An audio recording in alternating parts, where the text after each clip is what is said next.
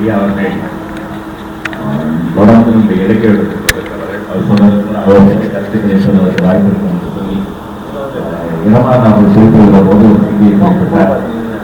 1000 வெங்கடாஜலபதி அவர்கள் நம்முடைய 1000 வெங்கடாஜலபதி 1000 வெங்கடாஜலபதி அவர்கள் நம்முடைய ஐயா செந்தில்நாதன் அவருடைய உரை கேட்டு அவருடைய வஉசியை பற்றி ஆய்வு செய்தார் என்ற செய்தியை குறிப்பிட்டார்.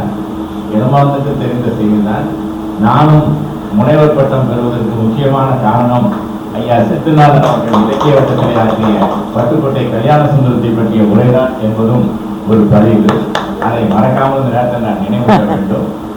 இந்த அறையிலே பக்கத்தில் இந்த இருக்கக்கூடிய தலைமை ஆசிரியர் அறையிலே தான் அப்பொழுதெல்லாம் கூட்டம் நடக்கும். அந்த அறையிலே அவர் உரையாற்றிய பட்டுக்கோட்டை கல்யாண சுந்தரத்தினுடைய பிறந்த நாள் விழாவை ஒட்டி நடைபெற்ற விழாவிலே அவர் உரையாற்றி மாலையிலே இன்னொரு நிகழ்விலே நான் கலந்து கொள்கிற போது பாலச்சந்தருடைய உரையை கேட்டு, பாலச்சந்திரன் தான் திரைப்பட இயக்குனர் அல்ல, அவர் நடிகர், பாலச்சந்தருடைய உரையை கேட்டு அதற்கு பிறகு என்னுடைய உள்ளத்திலே பட்டுக்கோட்டையை பற்றிய சிந்தனையை வளர்த்து கமலஹாசனை ஆய்வு செய்துவிட்டு அப்புறம் பட்டுக்கோட்டையை பற்றி முனைவர் பட்டம் பெற்றேன் என்பதெல்லாம் இந்த இலக்கிய வட்டத்திலே உருவான எங்களுக்கெல்லாம் அது திட்டிப்பான செய்தி.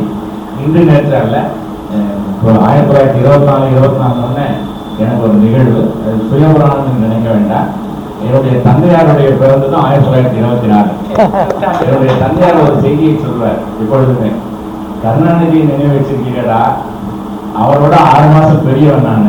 அவர் சொல்ற வார்த்தை, கருணாநிதியை நினைவு வச்சிருக்கீங்களா, அவரோட 6 மாசம் பெரியவன் நான், என்னையும் நினைவு வச்சுக்கா, அவர் 1 வருஷத்தை தான் நான் பிறந்தேன் என்று சொல்லுவார்.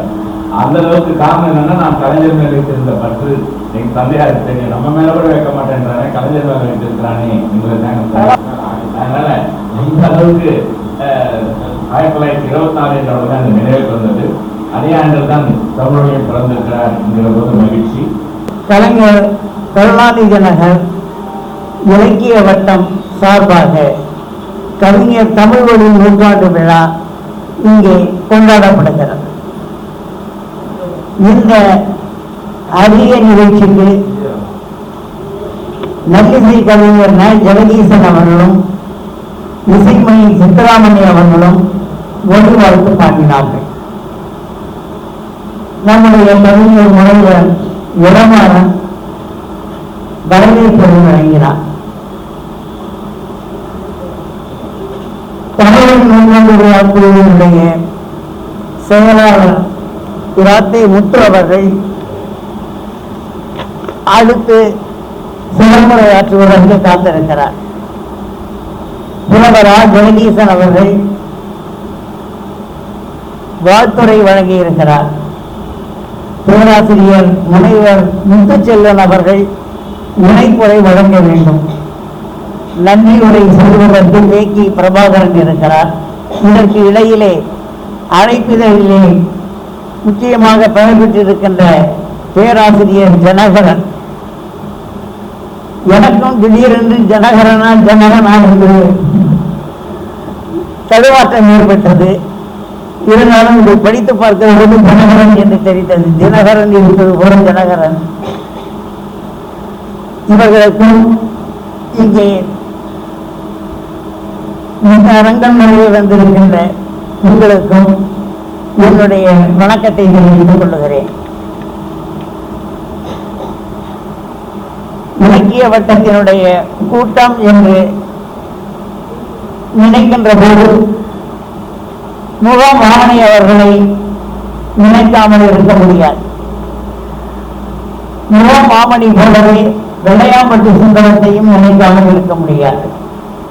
வெள்ளையாம்பட்டு சுந்தரத்தை நினைக்கின்ற போது திரு ரங்கநாதன் அவர்களையும் மறந்துவிட முடியாது. இவர்களெல்லாம் இல்லாமல் இலக்கிய வட்டம் இல்லை.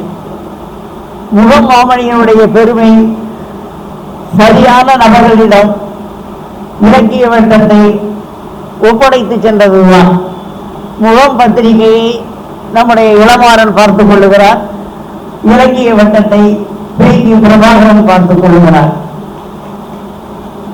இந்த கூட்டத்திலே இருக்கக்கூடிய பல பேர் எனக்கு பழக்கமானவர்கள் தான். சில பேர் தான் புதிய முகம். நான் சமீப காலமாக ஒரு 4-5 ஆண்டு காலமாக கே நகரை விட்டு வேறு பகுதிக்கு சென்று விட்டதாலே அடிக்கடி நிகழ்வுகளுக்கு வர முடியவில்லை. வந்திருந்தால் அநேகமாக எல்லா முகமும் எனக்கு வழக்கமான முகமாக இருந்திருக்கும் போதும் தமிழ் மொழியினுடைய நூற்றாண்டை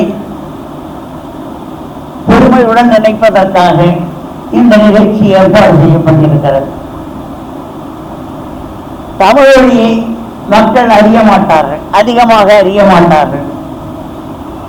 அதனாலேதான் சாதாரணமாக நூற்றாண்டு விழா என்று சொன்னால் அது தொடங்குகின்ற போதுதான் அமைப்பை உருவாக்குவார்கள். நாங்கள் தமிழ் மொழியை மக்களிடம் எடுத்து செல்ல வேண்டும் என்ற காரணத்திற்காக 10 ஆண்டுகளுக்கு முன்பே இந்த குழுவை அமைத்தோம். இந்த குழு தொடர்ந்து இயங்கியது. ஒவ்வொரு ஆண்டும் பல இடங்களிலே தமிழ் மொழியை பற்றிய நிகழ்ச்சிகளை நடத்தி மக்களிடம் அவருடைய புகழை பரப்பியது. இருந்தாலும் அரசு ஏதாவது செய்ய வேண்டாமா? ஆக நாங்கள் தமிழக அரசை அணுக வேண்டும் என்று முடிவு செய்தோம். 9 காவியங்களை தொகுத்து வெளியிட்டிருக்கிறோம். அடுத்ததாக நாகராசன். நாகம்மதியின் படம் எனவே நலமாக நற்கவியை நிகழ்விலே நவிந்திடுவார், நன்மைகளை கூறிடுவார். பகையான தன் கருத்தை தரையோருக்கு செப்பிடுவார், பகையறிவும் ஓடியவே பண்பான கவிப்பிடிப்பார். வாருமையன். தமிழே தேனே தங்கக்கனியே, அமுழ்தே அன்பே அழகு கலையே, எழிலே அறிவே எண்ணச் சுடரே, பொழிலே புகழே பொன்னின் மணியே, திருவே உருவே திங்கப் புளிரே, தருவே நிலவே நிலவரு சுகமே, தமிழ்தாயே உன்னை வாழ்த்தி வணங்கி எனது உரையை தொடர்கிறேன். வளர்பிறை வளர்க்கின்ற ஐயா பிரபாகரன் ஐயா அவர்களே, முப்பாலும் உணர்ந்த தலைமை பேச்சாளர் அவர்களே, செவிக்கு இணைய செவ்வாதர தமிழோசை கேட்க வந்திருக்கும் தமிழ் சான்றோர் அனைவருக்கும் வணக்கம். நமது முத்தமிழ் கலைஞர் எழுதிய புறநானூற்று தாய் உங்கள் முன் பகிர்ந்து கொள்கிறேன். வீரமேந்திய நெஞ்சம் படைத்த சங்ககால மறவர்களின் போர்க்குணத்தையும் குடைத்திறத்தையும் பாவேந்தி நாவேந்தர்கள் பாடி வைத்த ஒரு பெருங்காப்பியம் புறநானூறு. பனிமுட்டை அடைகாக்கும் பசும்புள்ளின் கரை மீது மணித்தேர் அசைவது போல் மாதொருத்தி நடந்து வந்தால் தனித்தமிழ் சொல்லுதற்கும் புலமிமிக்கால் காக்கை பாடினீர் பொன்முடியாருக்கு தமிழில் அவன் அக்கா அதிகமான நெடுமணிக்கு மேற்பாடு வல்லம் நாரன் சேரணா மாவன் கோயில் காண பேர் வந்த வலுவி மற்றும் சோழனா பெருநிறை கிள்ளி ஆகியோர் புகழை பாடி தமிழுக்கு அணிவலம் ஊட்டி நின்ற அறிமுறை அவ்வை நல்லால் காலை தகரம் முதல் கை சிறந்த புனை வழங்கும் பாவலர் வாழ்ந்திருந்த தமிழ்நாடு ஓலை கொண்டுவரும் புகழொன்று வந்துவிட்டால் மாலை சூடுகின்ற வேலை என்றும் பாராமல் தோலை கொட்டுகின்ற பெண்கிளியை புறவிழுந்து வாளை கூறேற்றி வானோக்கி நிமிர்கின்ற வீர மறவர்களின் தாய் வீடு பானை குறிஞ்சி முல்லை நீளம் மருதமென நிலநடுத்து வாழ்கின்ற தமிழிடையே சோலை பூர்ணம் போல் தமிழ் தமிழை மலரளித்தார். தாயகத்து கற்பனை பெறலாமல் காதல் சொன்னார், களம் சென்றார், வீரம் சொன்னார். களத்திலே சாதலே இன்னே வரட்டும் என்று சென்றுவிட்ட தலைமகனும் சந்தனத்து கட்டை போல் நிலக்கட்டி இலக்கியத்தில் என கூறி பாதம் முதல் உச்சி வரை குழுகின்ற தாய்க்குளத்தை எண்ணி எண்ணி பெருமை கொண்டால் தன் பூவடிகள் புல் மீது அழுந்தியதால் போரடியில் நெல்மணி போல் பகைவனின் சிறமேல அமர்கலத்தில் இதை நினைத்து நடக்கின்ற ஔவையம்மை நாமணக்கும் தமிழன்மை அறிவன்மை அழகம்மை காதூர்மை பணியூச்சி வருகின்ற தாயின் முன் போரூர்மை புதுவொரு தாய் வந்து நின்றார்.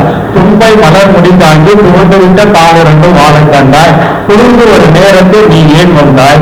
விற்புருவம் என்ற நாளன் அழைத்திட்ட காலமோ வில்லுருவம் விருதில் பெற்ற இளநங்காய் விழியிருந்தும் வேலென்றார் அன்று வழியிருந்தும் போனதற்கு போர் கொண்டாய் இன்று தமிழ்நாட்டு முக்கெல்லாம் தீர்த்ததன்று பல்கலட்டி பிறநாட்டு வாணிபம் செய்தவரே எங்கிருந்தால் ஏன் படைப்பு என்ன வாட்டம் என கேட்டு பொறுப்பு செய்தால் அவ்வையம்மை வேலி போட முடியாது இலக்கென்று தெரிந்த பின்னும் உங்கள் கேலி பண்பட்ட தமிழ் மருந்தாக பாய்வதை நான் உணர்கிறேன். கண்பட்ட பின்னும் கரம்பட்டு வழங்கி சென்ற காலையை நான் மறக்கல. மண்முட்டி எழுந்து நிற்கும் மாண்பன்றின் தமிழ்தான் வீணி பொன்குட்டி கொடுத்தாத வரையாத மன வலிமை, புலிக்குட்டி விளையாட அவன் அருகில், புகழ் விளங்க நடுநடுங்க அவன் பிடியில், அந்த மகன் ஆசை மகன் அணிவகுத்தான், சொந்த மண்ணின் நலங்காக்க பணிவகுத்தான், குளிக்கவில்லை முடியவளும் பொறுக்கவில்லை அவளுக்கு குளித்திட்டார், களம் சென்று மகன் வீரம் தமிழ் மகன் வீரம் புகழ்ந்து கூடி தமிழ் காக்கின்ற தமிழன் மறந்து விட்டாய் முடியவளே, மரவர் குலவாதத்துக்கு மாறாக இருக்கின்றாய், முழுவதும் பேர் பெருமாட்டை பழுதொன்று காண மாட்டாய் என் நிலையில், அழுதழுது என் விழி வீங்கியது மறுக்கல, பொருளெல்லாம் கவலையினால் புலம்போது பொருளும் அல்ல, ஏன் என்று தெரிந்து கொள்வாய் நான் ஒன்றும் மறக்கலை, சொல்லென்றால் அதை சொன்னால் அவள், ஒற்றை குறை சாயாத குடிநீர் மன்னரவர், கற்றறிந்த பாவனர், கடனெறிந்து மாவீரர், மற்றவர்க்கு பெரு தலைவர், அறிவாய் நன்று அமர்வலையில் பல்லோர் வீரர், ஆட்டுக்கட அணிவகுத்து செல்வதற்கு அரசன் பின் நடப்பதற்கு தயங்க மாட்டார், 1000 பேர் இருந்தும் மன்னரவர் என் மகன் மேல் அளவற்ற அன்பு கொண்டார், போர் முனையில் ஓய்வெடுத்து கிடக்கும் போது தேரலென உற்சாக சார்ந்தனை பிறமரோடு அன்பு திரண்டு நிற்பார், அப்போது மன்னரவர் என் மகனை அருகில் அணைத்து அனைவரிடம் அதிக பானம் அளித்து மகிழ்வார், என் வாட்டை இப்போது கேட்பாயமா, எம்புகளை தெப்பமாக்கி நறுங்கிழந்த புலன்களுக்கு தலைமூடி தந்தாலும் பறவையினம், அத்தலையில் ஒரு தலையா என் மகன் தலை இருந்தாலன்றோ இறைவன் அளித்த பேரனுக்கு பெருமை உண்டு, மன்னன் நன்மை மிகையாய் பெற்றான், மண்டையில் பேரலும் அதிகம் பெற்றான், மாண்டான் கோயில் பூண்டான் என காட்டுகள் அருகே என கலங்கினேன் அம்மா தவறா என்றார், அந்த தாயாக நான் இல்லையே நகர்ந்து வந்தால் அவை விராட்டு. இதற்கான கதை புறநானூற்று 286வது கவிதை. அதை எடுத்து நமது முத்தமிழ் கலைஞர் கொடுத்ததை உங்களிடம் பகிர்ந்து கொண்டேன். இந்த வாய்ப்பளித்த ஐயா அவர்களுக்கும் மற்ற கேட்டு மகிழ்ந்த உங்களுக்கும் நன்றி, வணக்கம்.